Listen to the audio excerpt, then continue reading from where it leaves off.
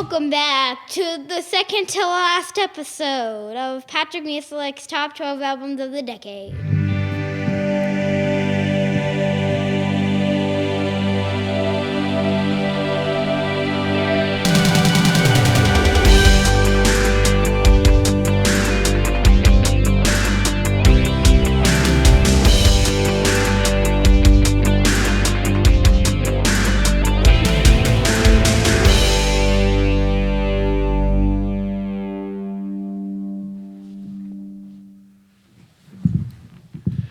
Number 2, Break from This World by Globus.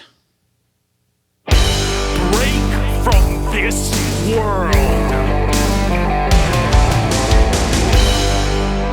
Number 2. Yesterday, we talked about, in my opinion, the most perfect album I've ever heard.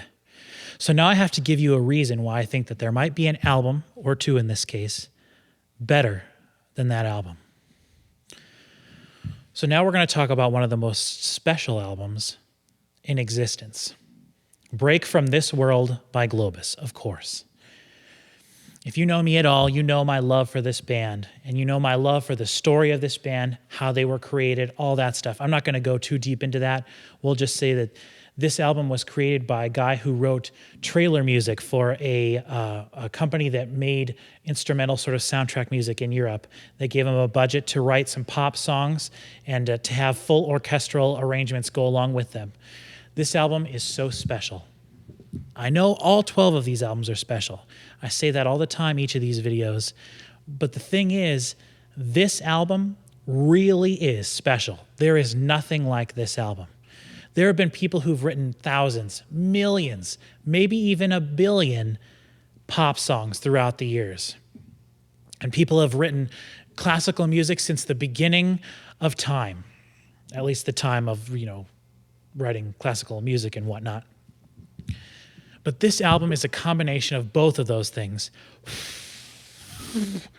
Both of those things in such a way that has never been put together before, with the possible exception of maybe a James Bond song or something like that, a James Bond album or soundtrack. That's what this sounds like and feels like. It feels like songs that were put together with an orchestra. I'd say that's enough smoke. Thanks, backstage hand. Anyway, Globus and this particular album, they've only ever released 2 albums. One album in the previous decade and then one album back in 2011 of the decade we're talking about now. As far as I know, none of those people have gone on to make anything else that I've ever heard about, or I would have been paying attention. But anyway, this album is one of those albums I mentioned in one of the earlier videos. It has highs, it has lows. It goes up, it goes down. It goes every direction that you can possibly imagine. There are surprises. There are things that you expect when you're listening to a Globus album based on their only other album. There are huge bombastic moments. There are things that sound like The Lord of the Rings. There are things that sound like James Bond. There are things that sound like Star Wars or other John Williams soundtracks. But then there are things that sound like protest songs. There are things that sound like the Beatles. There are things that sound like Middle Eastern influenced different. I'm not sure. I don't know the names of any of the instruments, but there's all sorts of crazy things. There's ethnic drumming. There's all sorts of strings and orchestral components. There's big brass sections. There's timpani. There's all sorts of auxiliary percussion. All those things wrapped up in a package of one incredibly complete album. I believe there are 12 songs on this album. All of them are full-length songs. Some of them are very long. Some of them are around the 10-minute mark. Some of them are shorter. In the middle of the album, there's this incredible song called Manuela, which is just basically classical, sort of flamenco-style acoustic guitar with a man singing the vocals. There's a little bit of strings that come in here and there, but for the most part, it's just acoustic song. So incredible, so special in the middle of this album. But then, of course, hey, I said that was enough. We don't need any more backstage hand. Hey. Anyway, Globus, Break from This World. Train of thought. Along with all those special elements of the different things that are coming together, you have the vocals. You have the sort of lead vocalist who takes the lead in most of the songs, who's a male vocalist, and he sings, he has this very powerful voice. He's not afraid to push, but he also has a nice voice that he can use to sing in the more sort of softer, intimate moments. Then you have two other women who sing lead vocals on a few of the songs. I think one of them sings a song in French towards the beginning of the album, but then it sings in English later. And then there's another woman that sings primarily in English. That's another thing I should mention. There are several languages throughout this album because it is such a global type of music. The influences coming from everywhere. They got authentic people from these different styles of music to come in and contribute to the album. So there's all sorts of cool guest artists, guest vocalists, things like that. But for the most part, it's these three primary vocalists, and they all absolutely kill it. And there's two songs on the album where all of the vocalists sing together, and that feels like a real special treat. Something that when you get to those songs, you're like, here it is. It's like a culmination. It's like Avengers Endgame or Avengers Infinity War. All these things that you've been listening to, all these different elements coming together, merging to make this incredible song. And both of those songs, the last song on the album and one sort of towards the middle, are just the highest high of all the music I've ever heard in my life. These are two of the greatest songs I've ever heard. And I think one of the reasons I feel that way about it is because the guy who's the composer for Globus, he's used to writing trailer music. He's used to writing score music. He is used to thinking about music in a way that you're supposed to pull an emotion, a specific emotion, out of a person. How do you get someone to feel sadness? How do you get someone to feel joy? And what specific chord progressions can make someone feel that way? And to someone who's not a classically trained musician like myself, that might sound crazy. If you're not familiar with music theory at all, there are particular chord progressions. There are particular note variations that can make you feel a particular way.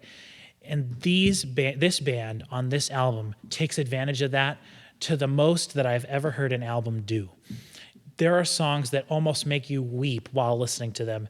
There are two songs on this album that every time I listen to them, I absolutely, legitimately get a tear in my eye. One of the songs is the penultimate song on the album, which is called Terminal, and it's a song, I think, as my interpretation of it, is that it's a song about getting cancer and slowly sort of deteriorating mentally and physically.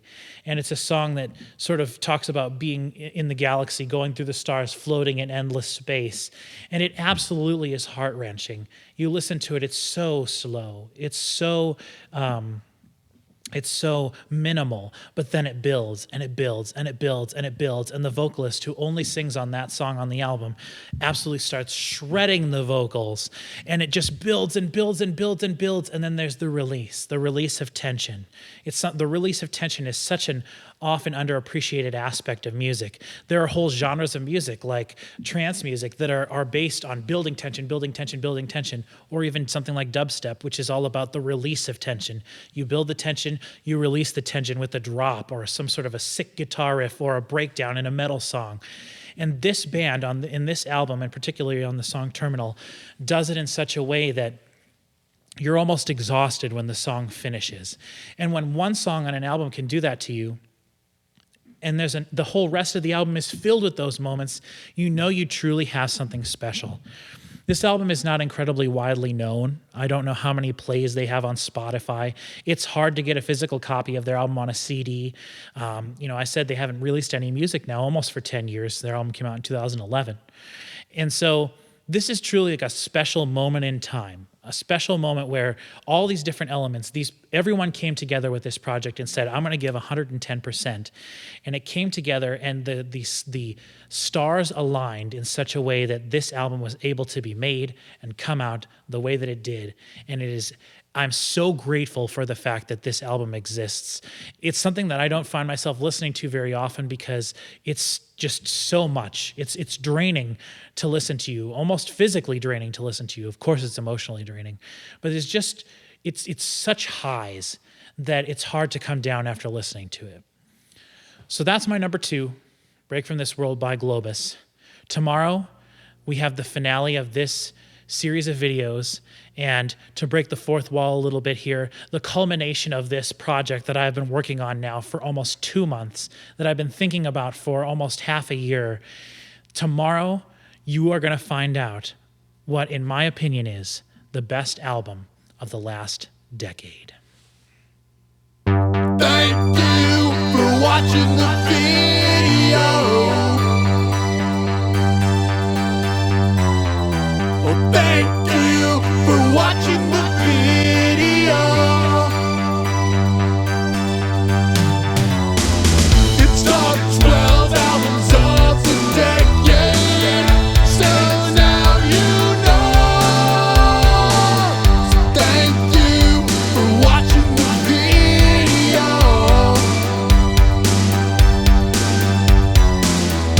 We're almost done. Okay, this time, Hunter, Mom, can you have him say, welcome back for the penultimate episode of Patrick Musilek's Top 12 Albums of the Decade? Okay. Can you say penultimate? Penultimate. Penultimate. Oh, penultimate? Penultimate. Penultimate. Penultimate. Penultimate. Yep. Penultimate. Good. If you can do it, I'm glad. I don't know if I could, so. Everybody, welcome back to Patrick Musilek's Top 12 Albums of the Decade. The Patrick, I don't know what it was. Come on, what was it? Let me tell you what I was going to say. Hello, everybody, and welcome back to Patrick Musilek's Top 12 Albums of the Decade. The video. Hold on. Penultimate means second to last, so just say that. Hello everybody, and welcome back to the second to last episode of Okay. Patrick. Second to last, okay. Hello, everybody, and welcome to Second to last. Okay, here we go. Hello, everybody, and welcome back to Patrick Musilek's.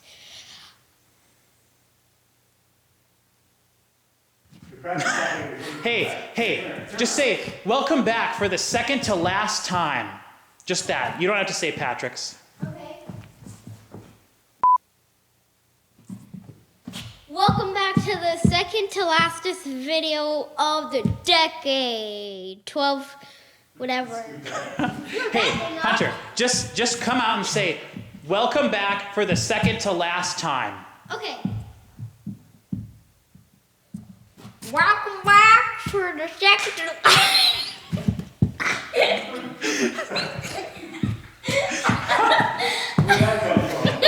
Do it like normal, please.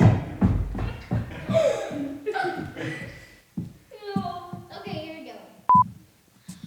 Welcome everybody to the second to last time. Very sad. Hello everybody, and welcome back for the second to last time. Now do it this time with a little panache. Little zing. I messed this thing up. Welcome back to the second to last. Welcome back to the second to last time. Yay! Hey, you could also say welcome back to the second to last episode, because Okay. you want to say that. Okay. Welcome back. I'm supposed to be by the mic. Welcome back to the second to last episode of Patrick Musilek's Top 12 Albums of the Decade. Okay, now it's the last one, Hunter, okay? Can I do it like this? Oh, yeah. Yeah, you can shake. Does Kitty shake his knees? Yeah.